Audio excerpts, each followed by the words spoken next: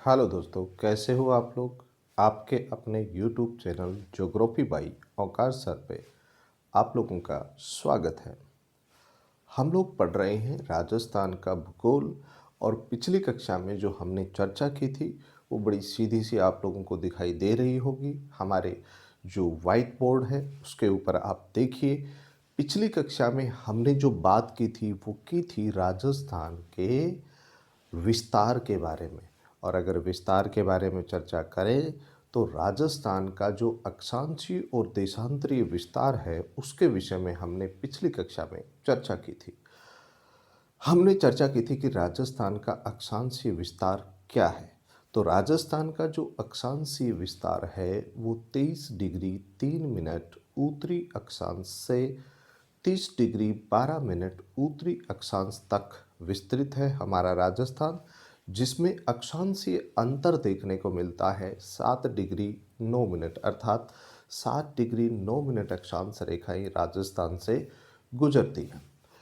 इसके बाद में हमने ये बात की कि भाई 23.5 डिग्री उत्तरी अक्षांश रेखा बोले तो कर्क रेखा राजस्थान के दक्षिणी भाग से गुजरती है।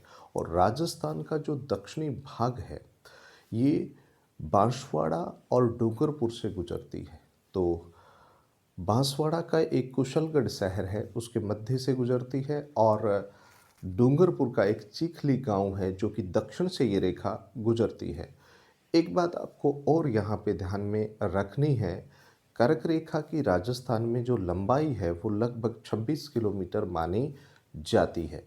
दूसरी बात ये है कि कर्क रेखा के निकट जो शहर है कुशलगढ़ बांसवाड़ा है, और अगर वैसे भी बात करें तो बांसवाड़ा इसके नज़दीक आ जाएगा। और एक और बात, 21 जून का जो दिन होता है उस दिन जो है विशेष रूप से अगर बात की जाए तो सूर्य की किरणें सीधी प्राप्त होती हैं बांसवाड़ा और डूंगरपुर में, और सबसे तिरछी प्राप्त होंगी हमारे गंगानगर और हनुमानगढ़ में, और ये इसी तरीके से दक्षिण की ओर हम लोग बढ़ते जाएंगे। दूसरी बात अगर हम लोग यहाँ पे करें तो देखिए राजस्थान का अधिकांश भाग कर्क रेखा के उत्तर में है, इसलिए राजस्थान को उपोष्ण या शीतोष्ण कटिबंध में शामिल किया जाता है। लेकिन बांसवाड़ा और डूंगरपुर जो है वो उष्ण कटिबंध में भी शामिल होता है और उपोष्ण कटिबंध में भी शामिल होता है। कटिबंध कहते हैं दो अक्षांश के बीच की दूरी को कटिबंध कहा जाता है। तो ये भी एक विशेष बात आपको देखने को हमने देखा था। हमारे उत्तर में जो आखिरी गांव है वो कोणा गांव गंगानगर है, और दक्षिण में जो आखिरी गांव है वो बोरकुंड बांसवाड़ा है। तो ये बात भी हमने जो है वो पिछली कक्षा में कर ली थी। उसके बाद में हमने एक चर्चा की थी कि भाई राजस्थान का खास करके देशांतरीय विस्तार क्या है। तो हम लोग अक्षांश की दृष्टि से उत्तरी अक्षांश पे हैं और देशांतर की दृष्टि से पूर्वी देशांतर पे हैं।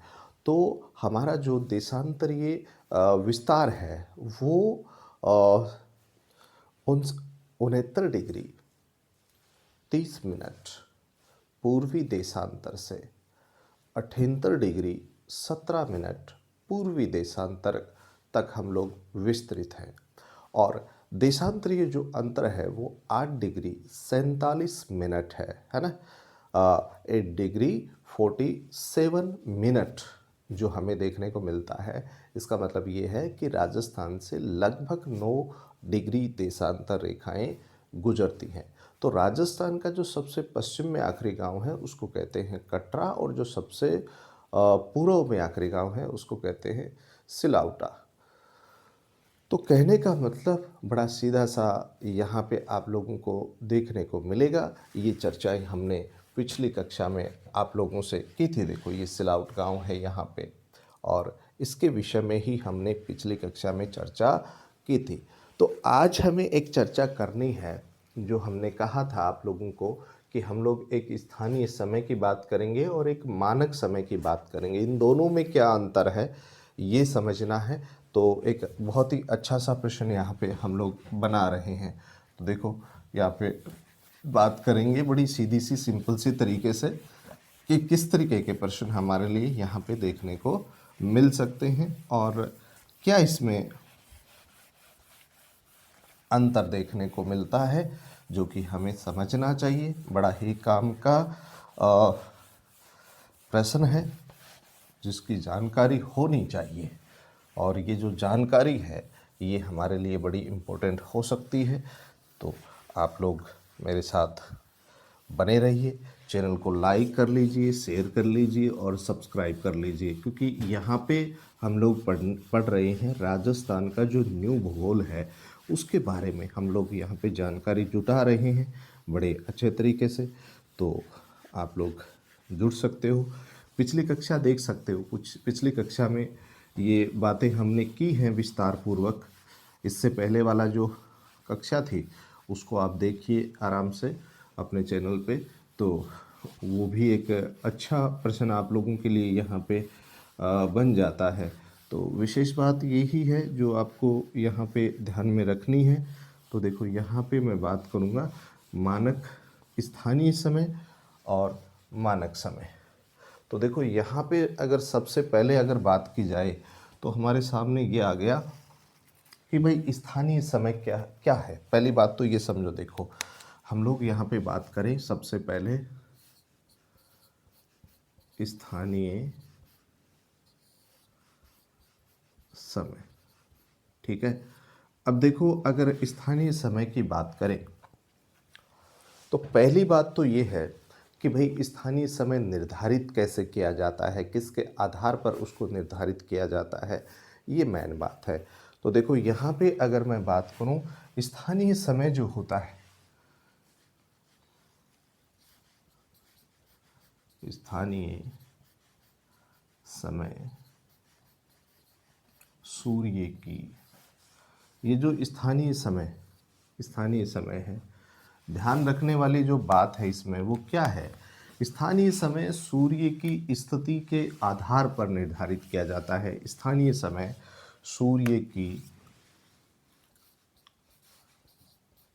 स्थिति के आधार पर, सूर्य की स्थिति के आधार पर निर्धारित किया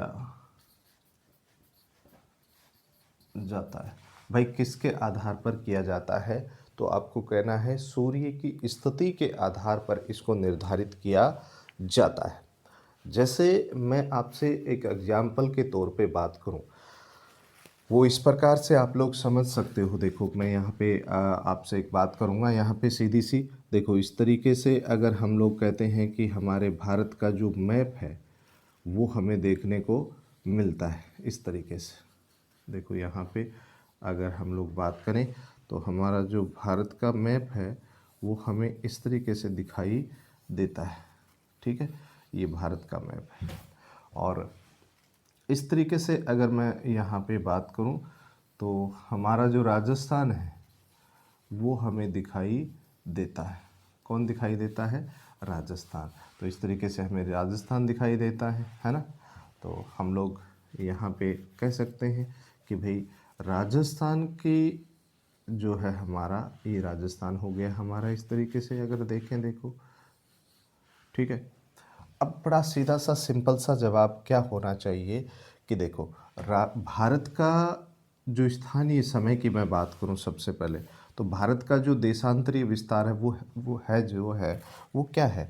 तो देखो भारत है 68 डिग्री 7 मिनट पूर्वी देशांतर। समझो, देखो समझने वाली बात है। और 97 डिग्री 25 मिनट पूर्वी देशांतर है।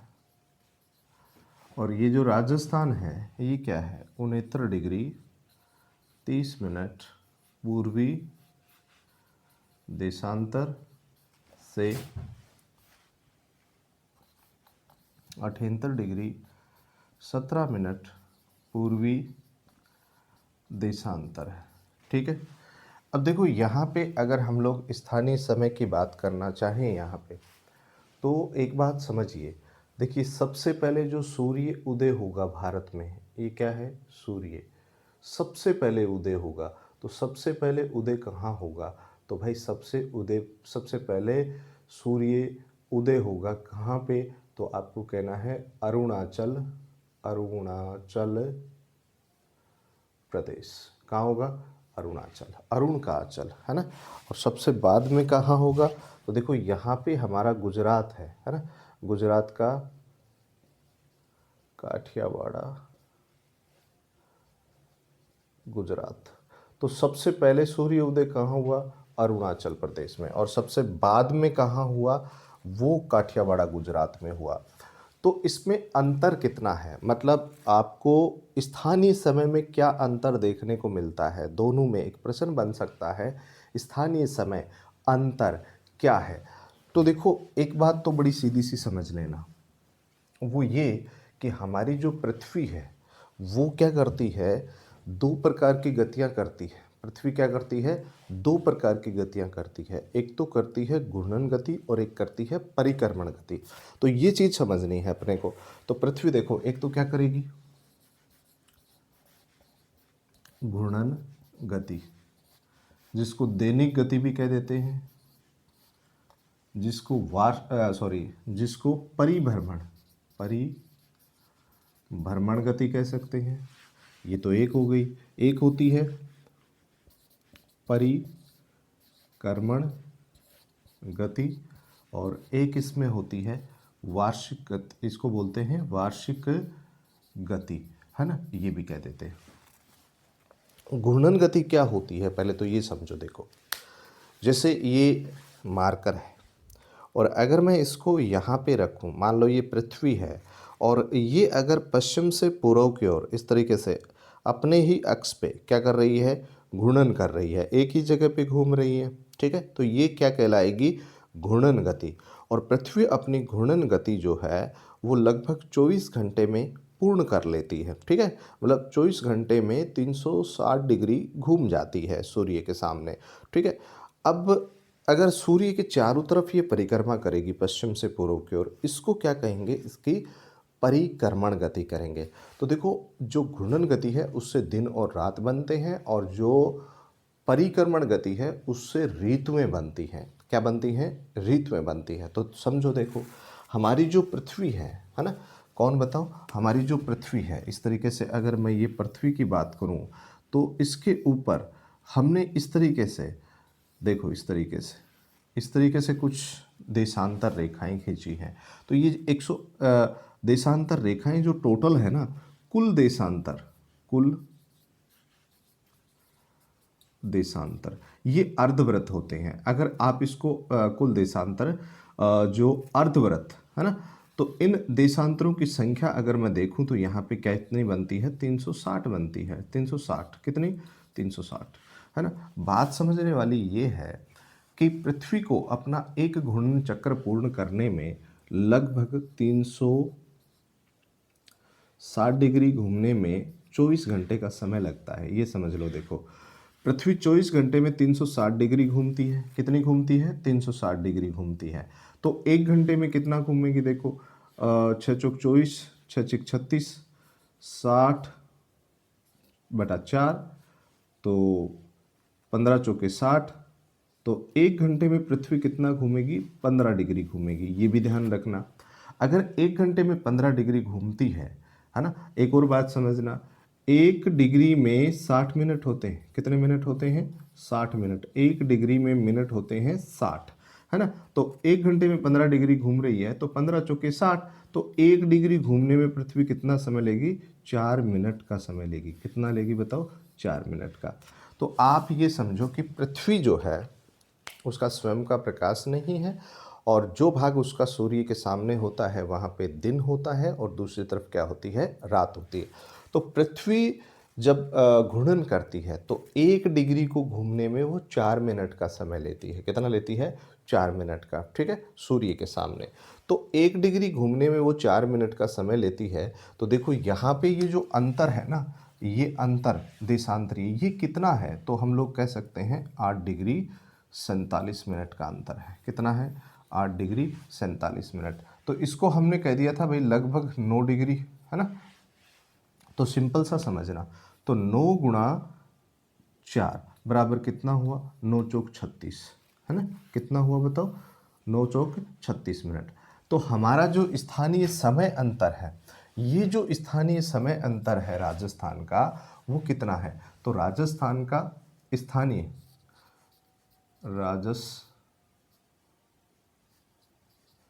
राजस्थान का स्थानीय समय अंतर, तो ये कितना है, तो आपको सिंपल सा समझना है, ये हो जाएगा कितना, लगभग 36 मिनट, है ना।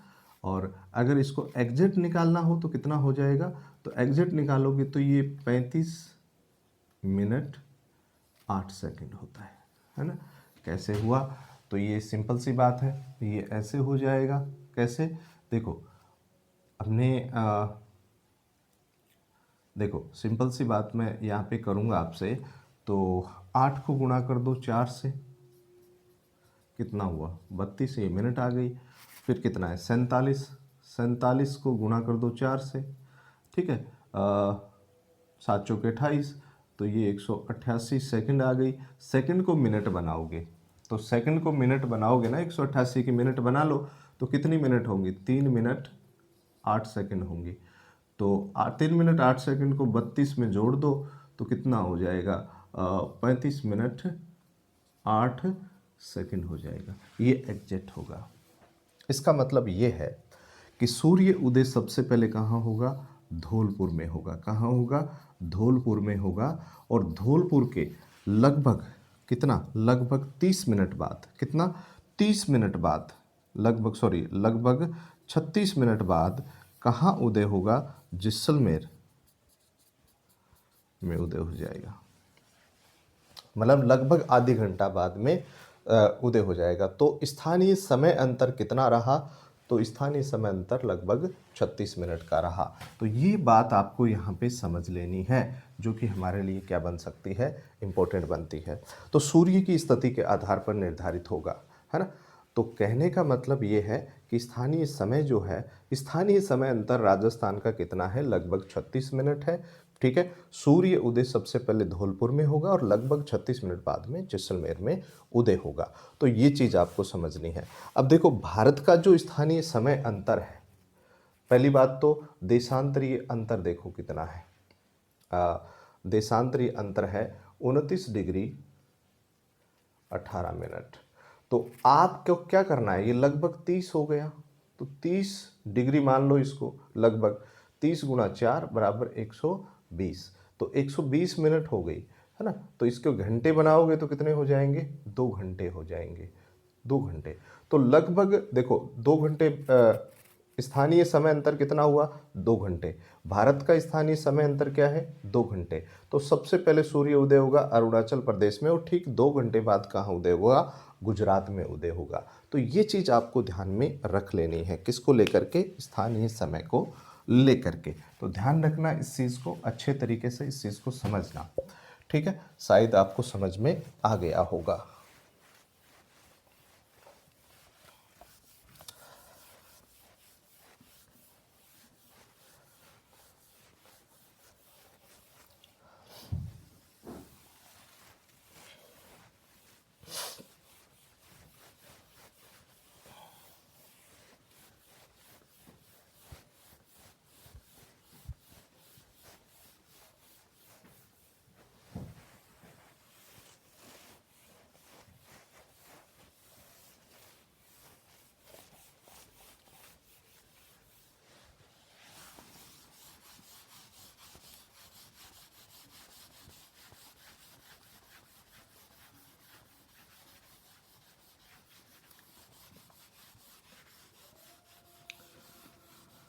तो हमने अभी बात की किसकी, स्थानीय समय अंतर की। तो सिंपल सी बात ये समझनी है कि स्थानीय जो समय अंतर होता है वो सूर्य की स्थिति के आधार पर निर्धारित किया जाता है, ठीक है।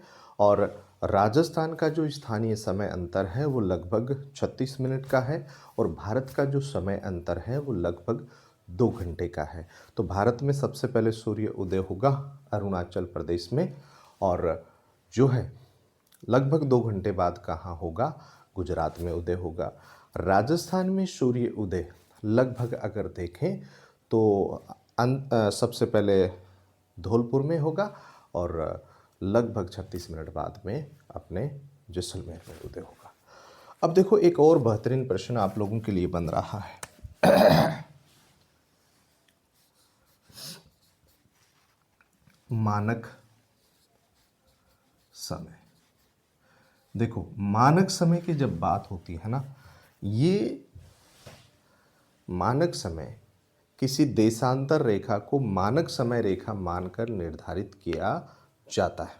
ठीक है, किसी मानक समय क्या होता है, किसी देशांतर रेखा को मानक समय रेखा मानकर निर्धारित किया जाता है। ठीक है, देखो किसी देशांतर रेखा को मानक समय रेखा मानकर निर्धारित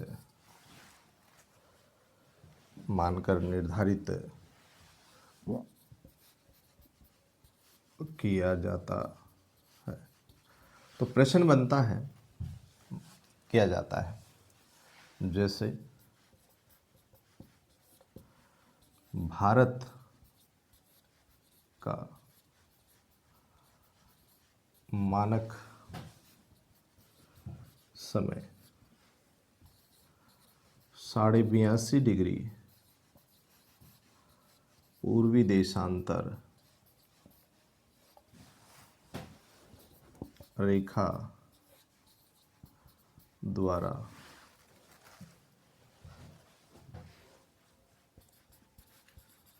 निर्धारित किया गया है। तो देखो भारत का जो मानक समय है वो 82.5 डिग्री पूर्वी देशांतर रेखा के द्वारा निर्धारित किया गया है। जैसे एक और बात करूं यहाँ पे,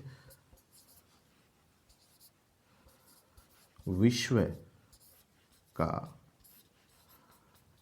मानक समय 0 डिग्री देशांतर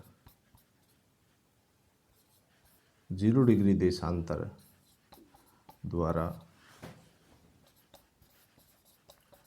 निर्धारित किया गया है। ठीक है, तो विश्व का जो मानक समय है वो 0 डिग्री देशांतर के द्वारा निर्धारित किया गया है।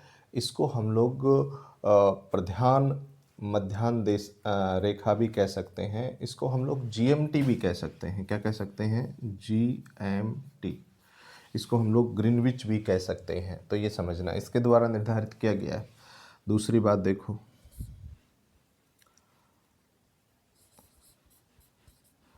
भारत का मानक समय जीएमटी समय से 5.5 घंटे आगे है। कितना है? 5.5 घंटे आगे है, ये समझना है ना। अब क्यों है 5.5 घंटे आगे? क्योंकि भारत ग्रीनविच रेखा के पूर्व में है। ठीक है, अगर हम लोग पश्चिम में होते 5.5 घंटे पीछे होते ग्रीनविच से। तो ग्रीनविच रेखा का निर्धारण लंदन इंग्लैंड के ग्रीनविच शहर से किया गया है, ये भी समझ सकते हो। ग्रीनविच रेखा का निर्धारण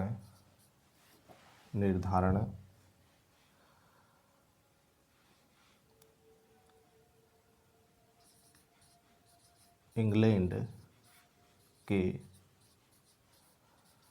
ग्रीनविच शहर से किया गया है ना। और देखो, भारत का मानक समय 82.5 डिग्री पूर्वी देशांतर रेखा है और ये भारत के लगभग मध्य से गुजरती है। और एक बात इसमें ये समझनी है, ये भारत के नैनी, मिर्ज़ापुर, इलाहाबाद, उत्तर प्रदेश से इसका निर्धारण किया गया है। ठीक है, देखो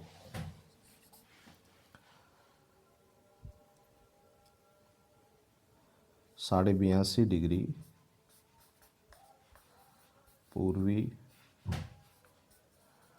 देशांतर रेखा का निर्धारण नैनी, मिर्ज़ापुर, प्रयागराज जो पहले इलाहाबाद था, इलाहाबाद, उत्तर प्रदेश से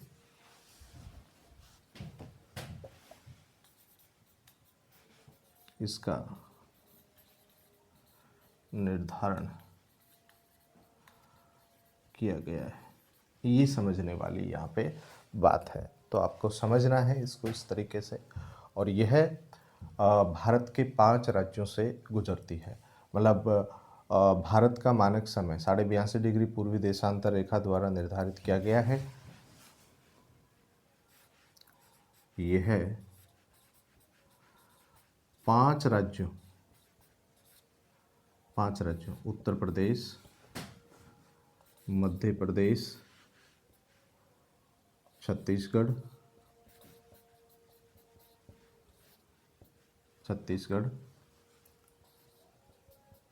ओडिशा, आंध्र प्रदेश से गुजरती है। कितने राज्यों से? 5 राज्यों से, उत्तर प्रदेश, मध्य प्रदेश, छत्तीसगढ़, ओडिशा और आंध्र प्रदेश से गुजरती है। तो ये ध्यान रखने वाली बात ये है कि ये भारत का मानक समय निर्धारित करने वाली रेखा है, जो कि संपूर्ण भारत का सेम रहता है मानक समय। ठीक है, तो ये बात आपको देखो, भारत के स्थानीय समय में आपको अंतर देखने को मिल सकता है, लेकिन आपको मानक समय में अंतर देखने को नहीं मिलेगा।